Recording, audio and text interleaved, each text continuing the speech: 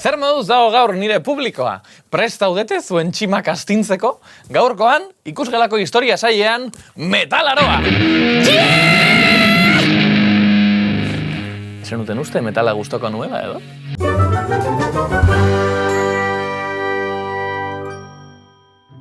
Gogoratzen, neolitoaren atala, harri berriaz aritu ginen eguna, atal hartan, aipatu nizuen neolitoaren aurretik paleolitoa edo harri zaharraren garaia izan zela. Gaurkoan, harriaren aroaiek amaitu eta hurrengo pantailara pasatuko gara. Metalaroa! Edo metalen aroa. Pluralean, zeren eta hainbat metal izan ziren protagonista garai honetan.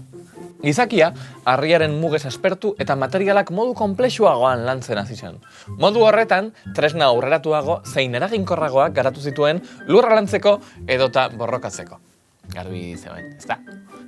Normalean, hain ondo asaltzen dizkizuedan gertaeren data zehatzak ematen dizkizuet, baina gaurkoan nahiko zaila da hori egitea. Metalaroa ez zen garai berdinetan gertatu munduan zehar. Espazio geografikoaren arabera, duela 8.000 urte sartu ziren batzuk bertan, eta duela 5.000 urte beste batzuk. Gainera, ez zen beti transmisio bidez zabaldu, izan ere, beraien artean oso urrun zeuden eta elkarren berririk ez zuten herrialde ezberdinetan modu espontaneoan asmatu baitzuten. Eta zertzen asmatu zuten hori? Ba metalurgia, lagunok! Metalaroa 3 azpiarotan banatzen da, eta horietako bakoitzak protagonista izan zuen metalaren izena darama. Alegia, kobrearoa, brontzearoa eta burdinaroa. Hortaz, hasi gaitezen lehenengoarekin. Kobrearoa. Kobrea, urre eta zilarrarekin batera, gizakiak erabilitako lehen metaletako bat izan zen. Ziurrenik, askotan pipita moduan agertzen delako naturan. Topatu den kobrezko objekturik zaharrena, Iraneko Zagros mendietan aurkitutako zintzilikario obalatu bat da, eta Kristo aurreko 9.500 urtekoa dela uste da. Hala ere, objektu hori kasu bakana da, Kristo aurreko 6.000 urtekora arte, ez baitira ohikoak hotzean mailukatutako kobrezko objektuak. Horiek ere Zagros mendietan eta Anatolian topatu izan dituzte bereziki. Gogoratzen Calatayud, Kataluyuk. Ba hori inguruan. Mende batzuk aurrerago eta fundizio sistemei esker kobrea beste metal batzuetatik ere atera zezaketela konturatu ziren. Hala nola, malakita edo kalkopirita. Hauek ez ziren txil mafiako bitipua. Labe hauetan oxigenoa sartzen zuten, batzutan odi luzeetatik putz eginez, edo bezetan auspoaren bidez. Horrela labean 1000 eta 100 gradu zentigraduko temperatura lortzen zuten.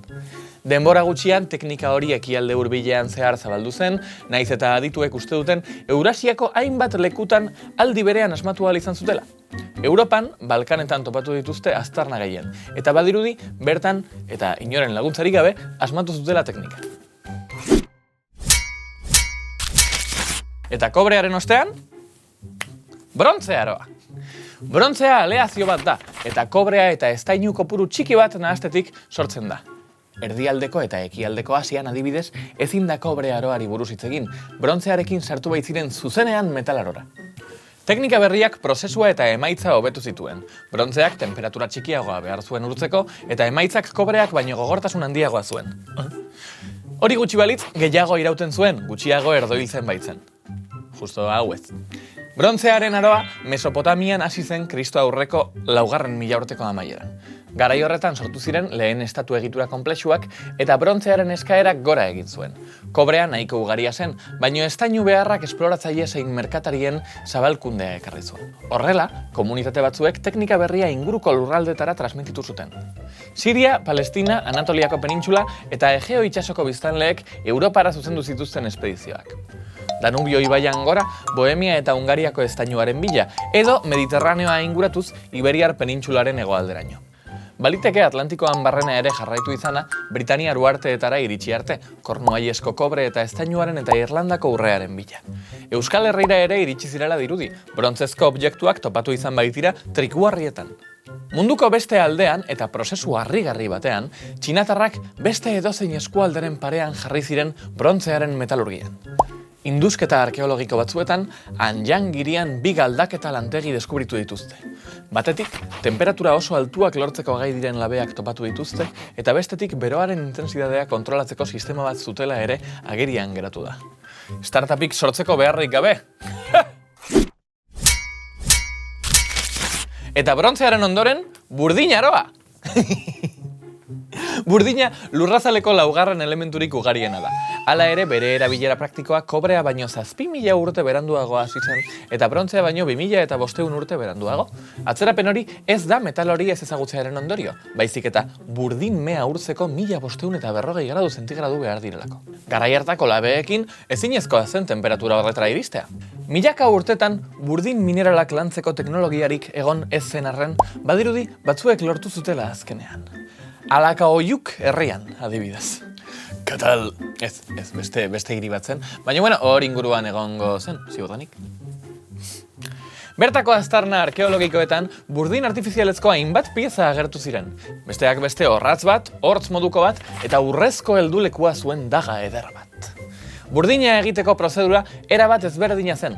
Hasteko metala ez zen urtzen, temperatura handiko labeak lortu behar ziren, etengabe oksigenoa ematen zuten auspo ugariekin. Minerala aurrez berotu behar zen labe batean, eta kolpe bidez espurutasunak kentzen ziren. Gero, goritasun egoerara eramaten zen, bigarren labe batean, burdin arroa izeneko masa bat lortzen zen arte.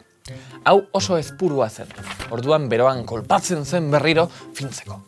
Mailukatze prozesu luze eta errepikakor baten ondoren, barra forjatu bat lortzen zen. Nahiko purua, resistentea eta malgua. Material horrekin forjatzen dira ametsak. Burdinaren lanketa prozesua brontzearena baina merkeagoa zen, eta materialak berak emaitza hobeak ematen zituen. Hori gutxi balitz, mineralaren ugaritasunak metalaroko errege izatera eraman zuen burdinak. Metalaroa mundu osoan zehar zabaldu zen. Esan bezala migrazio eta merkataritza bidez zabaltzeaz gain, beraien artean harremanik ez zuten zibilizazioek bere kabuz ere garatu zituztelako metalurgia sistema ezberdinak. Horien artean, aipatzeko modukoa da Mixteken kasua. Hain zaharra da kultura horren jatorria, Mesoamerikako aro aurreklasikoan ere bazirela susmatzen dela. Mixtekoek lehen aipatutako teknikak ezagutzeaz gain, beste teknika batzuk ere asmatu zituzten. Hala nola, soldadura, filigrana, damaskinatua edo urrezko xaflatua. Haien urregintza, adibidez, mundu zaharrekoaren parekoa zen. Mixtekoak kobre fundizioan ere adituak ziren, eta brontzea ere ezagutzen zuten. Kodize ugarik erakusten dituzte metal horiek galdatzeko eta murrizteko erabiltzen zituzten teknikak. Metalurgiak izakiaren zibilizazio prozesuan aurrerapen handitzat jo izan bada ere, hasieran berrikuntza teknologiko erlatiboa baino ez zen izan. Ez zen bere horretan iraultza bat izan, baizik eta beste aldaketa batzuekin batera, Kristo aurreko 5.000 urtekotik aurrera ekialdeko Mediterraneoan gertatu ziren aldaketa prozesuetako bat besterik ez. Horiek guztiek batera lehen gizarte konplexuen agerpena deiturikoa eragin zuten, eta agerpen hori izan zen iraultza ekarri zuen. Prozesu horien artean leudeke, metalurgiaz gain, produkzioaren intensifikazioa, lurraldea okupatzeko eredu berriak, artisau espezializazioa, elkartrukeen hazkundea edo estratifikazio soziala. Ikertzaile gehienek onartzen dute metalurgia planetako hainbat lekutan eta garai desberdinetan asmatu ahal izan zela. Lehen gaien beharrak munduaren esplorazioa bultzatu zuen, eta urruneko lekuetako jendearen arteko merkataritza eta ideia trukea areagotu zuen. Zerbait asmatu, hazi, zabaldu, konkistatu eta ondoratu. Uste dut historiako edozein aro deskribatzeko errenkada bat aurkitu berri dudala. Ezinbestekoak. Kaixo, zer moduz zaudete? Daniel naiz eta hemen dakarkit metalaroan pertsona cool bat izateko beharrezkoa dena. Galdatzaile txikitxo bat. Metalaroan edonork landu zezakeen metala, baina edozein lekutan? Galdatzaile eramangarri txiki honekin, egin zure gezi puntak edo bitxiak edo dena delakoa edozein tokitan eta edozein momentuan modu oso erraz batean. Ai, mira. Metalurgia. Eurekita. Eureka bezala, baino txikia. Metalurgiaren ondorengo hurrengo aurkikuntza nagusia ez da industria tresneriaren ingurukoa izango, baizik eta idazketa. Noski munduko kultura desberdinak momentu eta toki desberdinetan hasiko dira teknika hau garatzen metalurgiarekin gertatzen den bezalazi. Eta azti, idazketa soberakina biltzen zen siloetan erabiliko da lehen aldiz. Pertsona bakoitzak zenbat uzta kopuru zuen erregistratzeko modu bezala. Beraz, esan liteke, idazketak erlazio zuzena duela ekonomiarekin eta industriarekin. Kontuak kontu, idazkera erabiltzearekin batera historia aurrea amaitzen da eta historian sartzen gara, zehazki antzinaroan. Bazen garaia. Eta ondoren zer, erromatarrak eta horien erorketa eta erdiaroa eta aro modernoa eta horien erorketa eta kapitalismoa eta horren erorketa eta nire afaria gaur joan behar naiz toki vegetariano batera. Ikusi arte, agur. Ai, barkatu ez nuen esan nahi agur. Esan nahi nuen, hor konpon eta jan bonbon.